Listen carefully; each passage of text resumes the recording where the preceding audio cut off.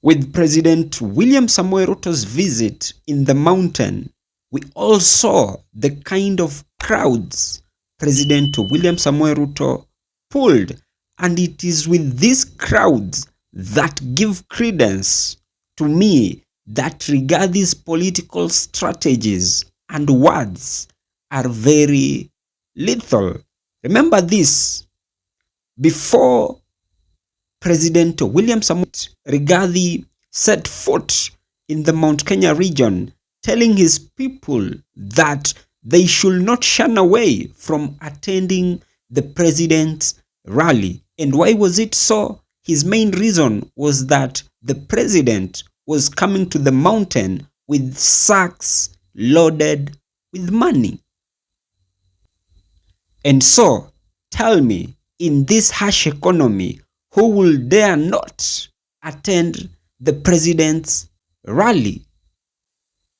Whether paid or unpaid, whether organic or inorganic, fact shall remain that President William Samoei Ruto was very much welcomed in the Mount Kenya region. And this automatically sold the president's winning perception to his own advantage in the Mount Kenya region. Remember, this being politics, perception plays a very critical role. But first, if you are a man or a woman to whom has been suffering from low libido, kindly just feel free to make an order of our natural products, to which are going to give you value for money in less than 2 weeks. Now, I am not here in any way to lead in advocacy for President William Samoei Ruto to have been stoned in the Mount Kenya region, but fact remains that different communities shall always react differently in matters their own dissatisfaction. And a very good example is my colleague brothers and sisters in the Luo Nyanza, simply because since time immemorial they are individuals to whom are well known to have mastered the art of throwing stones as their mode of retaliation in a way that they can express their dissatisfaction. And so, in this context, keyword remains: different communities shall always express themselves to their dissatisfaction differently. And that is why, unlike the Luos, our brothers and sisters from the Murima block, they usually express themselves differently to their own dissatisfaction.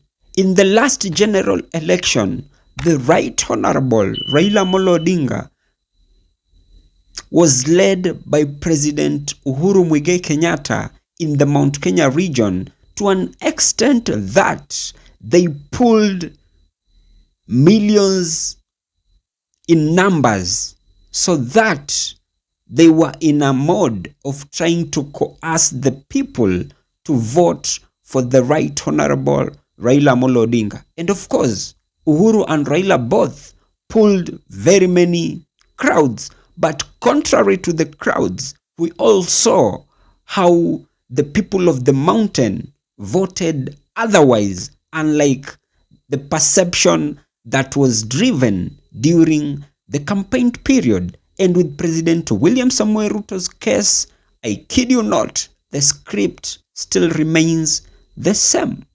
So we shouldn't deny the fact that Raila has times above numbers been pulling crowds in the Mount Kenya region, same as the late President Mwai Kibaki. Few months towards the 2007 general election, he set foot in Kisumu, and guess what? He also was able to pull crowds, but when it came to the D-Day at the ballot, guess what?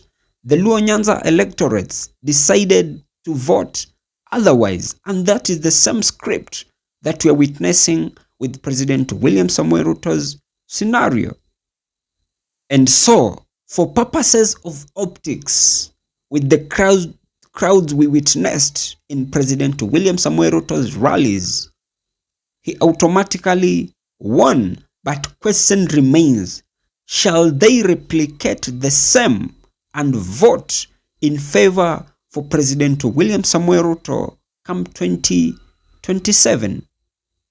The latter will decide otherwise. How I wish that the kind of reception that President William Samoei Ruto was given, it should proceed that way, simply because if the kind of hospitality it was quite welcoming, then automatically we are likely not to witness people losing their lives.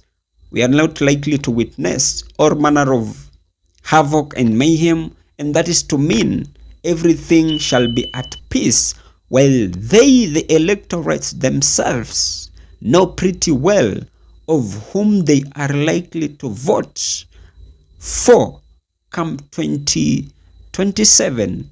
And that is to mean that our politics shall be driven by goals-oriented, and peace shall play a center stage. Yesterday was his first day in his 1-week tour in the mountain. How I wish that we should just sit calm, waiting to see how his tour is likely to unfold all the way to his last day in the mountain.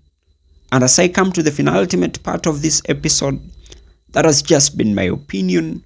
If by any chance you do have a counter opinion to mine, you can as well just feel free to drop them in the comment section, and I'll give them a right of reply. And by any chance, if you have been watching my videos and you have not subscribed, you can as well just consider hitting on the subscribe button. Thank you, and may God bless you.